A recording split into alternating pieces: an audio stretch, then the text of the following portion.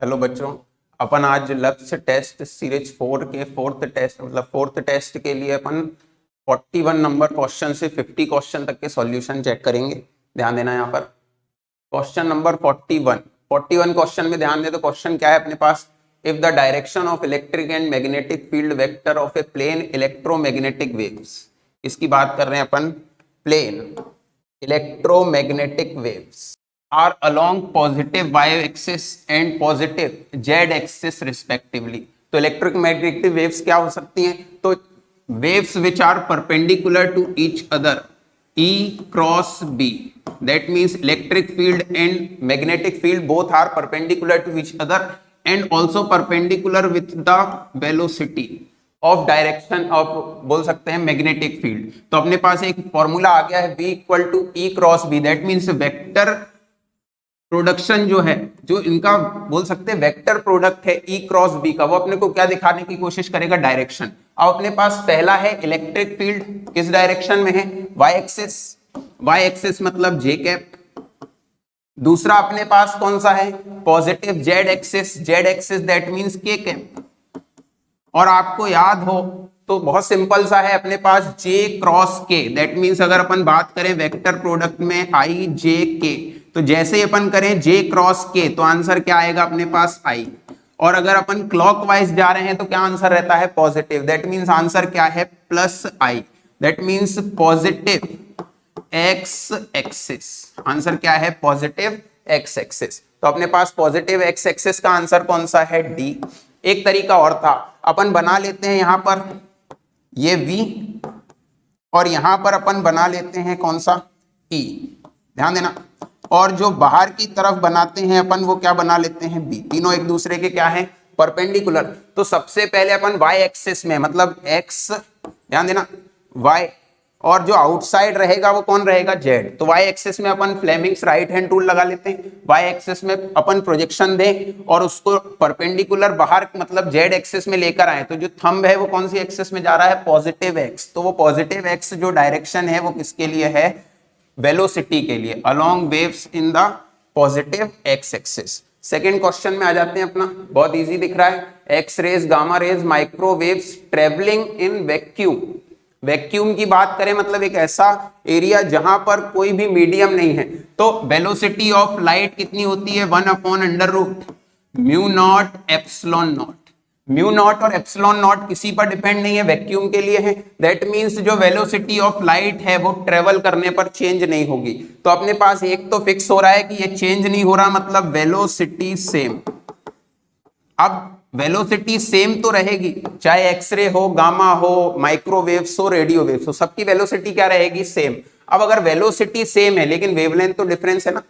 सबसे कम वेवलेंथ किसकी? एक्सरे।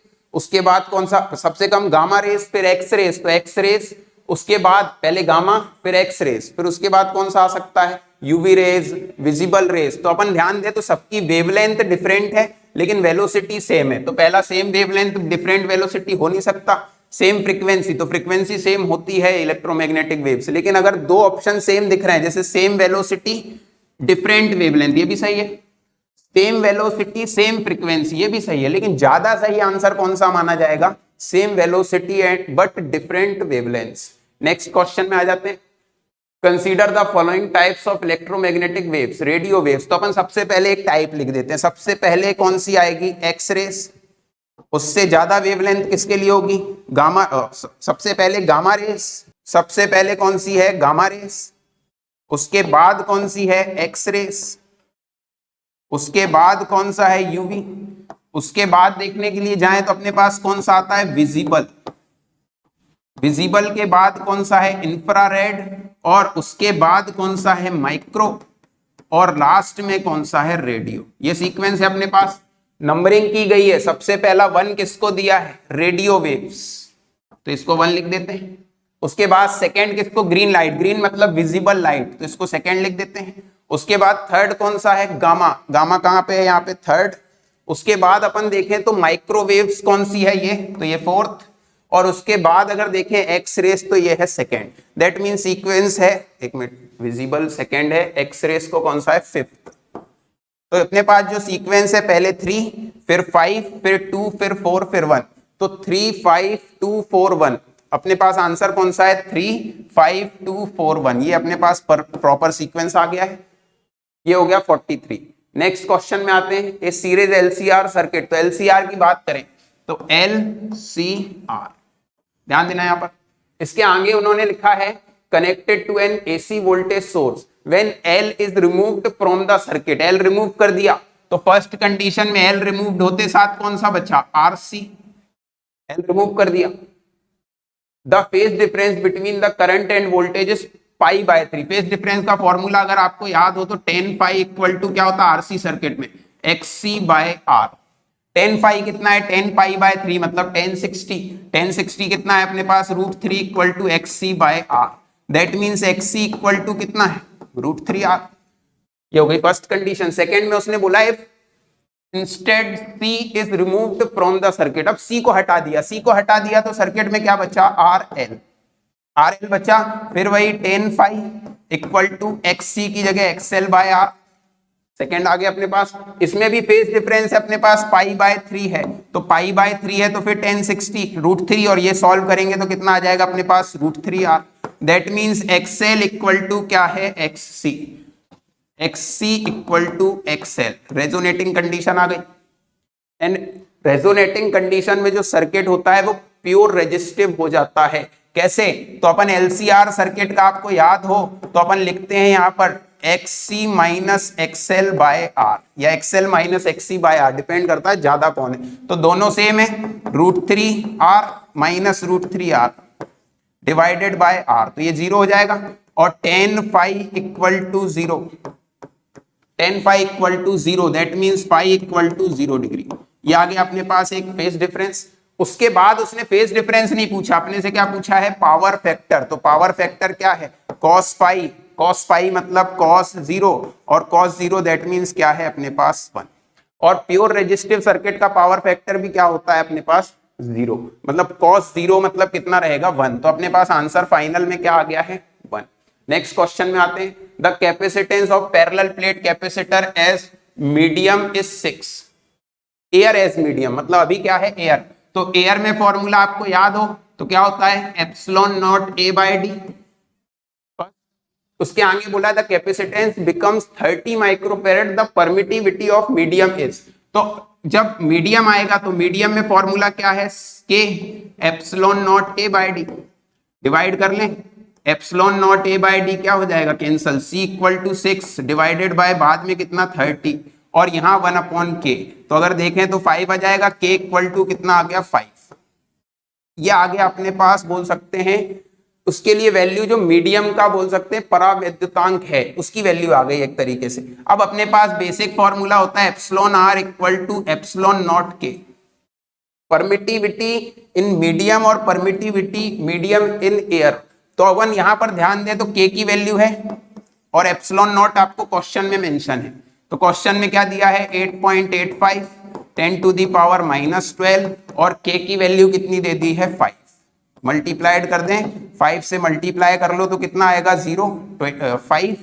फिर उसके बाद देखें तो कितना है अपने पास 2 44.25 10 टू दी पावर -12। अब ऐसा कोई ऑप्शन दिख रहा है क्या, तो अपने पास -12 में है लेकिन यहाँ 0.44 है तो इसको अपन पॉइंट में कन्वर्ट कर लेते हैं। 2 0 यहाँ कम करें तो 0.44 और -12 से कन्वर्ट होके क्या हो जाएगा 10। तो आंसर क्या आ गया अपने पास सेकेंड।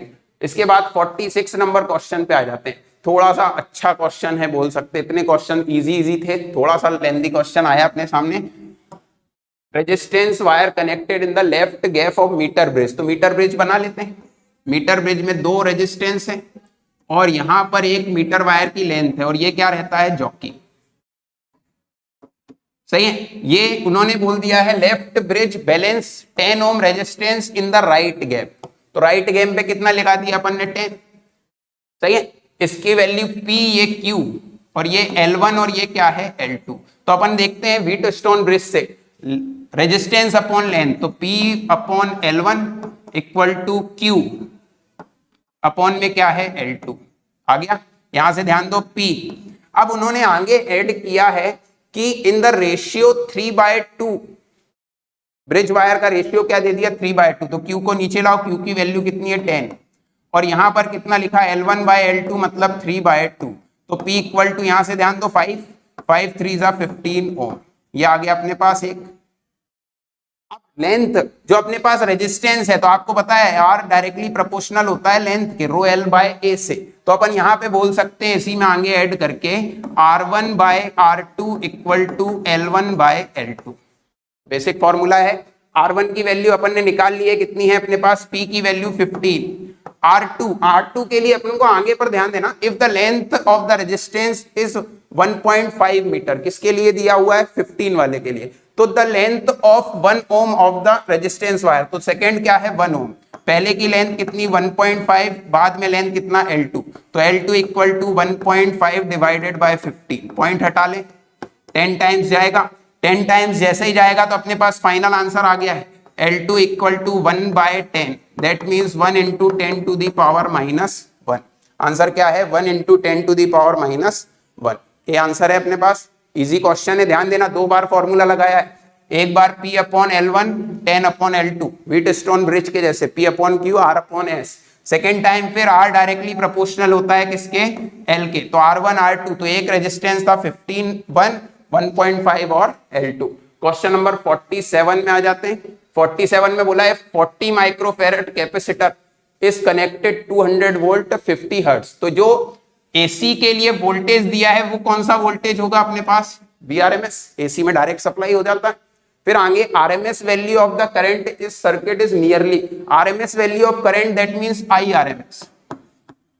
IRMS के लिए, तो अपन ओम्स लॉ की बात करें तो V इक्वल टू IR, लेकिन सर्किट चेंज होते होते रेजिस्टेंस चेंज हो रहा है, तो यहां VRMS और R की जगह पर कौन आ जाएगा XC। अगर अपन XC की बात करें कैपेसिटिव रिएक्टेंस है, तो अपन यहां पर फॉर्मूले में वैल्यू पुट करें, ध्यान देना VRMS divided by XC equal to 1/ωc, ऊपर लेकर जाते हैं, फॉर्मूला बन गया अपने पास VRMS, और ओमेगा सी की जगह पर लिखने जाए तो क्या आएगा 2π/ν/c, न्यू मतलब फ्रीक्वेंसी की बात आ गई है। सारी वैल्यूज अपने पास मेंशन है, यहां पर सॉल्व कर लेते हैं। IRMS VRMS कितना दिया अपने पास 200, 2 पाई की वैल्यू 3.14, फ्रीक्वेंसी कितनी दी है 50 हर्ट्ज, और लेंथ मतलब अपने पास C की वैल्यू कैपेसिटेंस कितना दिया है 40 माइक्रोफैरड, तो micro that means 10 to the power -6। Solve कर लेते हैं, इजी है, 4 जीरो तो कैंसिल हो गए, कितने बच रहे हैं अपने पास 2, और सॉल्व करें तो 2 into 2 कितना 4, 4 into 5 20, 20 into अपने पास 4, तो दैट मींस कितना आ गया 80, और साथ में क्या बच रहा है 3.14, और 10 to the power -2 मल्टीप्लाई कर लें, 83 3 कितना होता है, अप्रॉक्स वैल्यू अपन देख रहे हैं 240 250 के अराउंड दिख रही है, और यहाँ 10 to the power -2 भी दिख रहा है, तो -2 कैंसिल करके क्या लगा दे पॉइंट, आंसर क्या है 2.5 एम्पियर, और ये RMS वैल्यू है। कौन सी वैल्यू है RMS, बहुत इजी कॉन्सेप्ट था, सिर्फ XC की जगह क्या रखा है 1/ωc। नेक्स्ट क्वेश्चन में आ जाते हैं 48 नंबर, थोड़ा सा सेकंड क्वेश्चन है, थोड़ा लेंदी है, बाकी बहुत इजी क्वेश्चन है। R1 R2 R3 क्या दिए connected as shown in the figure, तो अपन डायरेक्ट फिगर पे ध्यान दे देते हैं, ध्यान देना यहाँ पर अगर देखा जाए तो ये दोनों पैरेलल है, पैरेलल कॉम्बिनेशन का बहुत सिंपल होता है कि इसमें पोटेंशियल सेम होगा, दैट मींस V2 अगर यहां पर लें और यहां ले लें V3, तो अपन बोल सकते हैं V2 equal to V3। Ohm's law क्या बोलता है V इक्वल टू IR, तो V2 इक्वल टू क्या है अपने पास I2R2, V3 इक्वल टू क्या है I3R3। पहली चीज तो अपन ने ये देख ली कि दोनों सेम होंगे। आगे ध्यान देना, सीरीज में जो करंट है आगे जाकर सीरीज में कांस्टेंट है, लेकिन करंट आगे जाकर पैरेलल में क्या हो रहा है डिस्ट्रीब्यूट, तो अगर यहां से I1 जा रहा है तो उसके कितने पाथ हो गए 2, I2 और I3, दैट मींस अपन बोल सकते हैं I1 equal to I2 plus I3।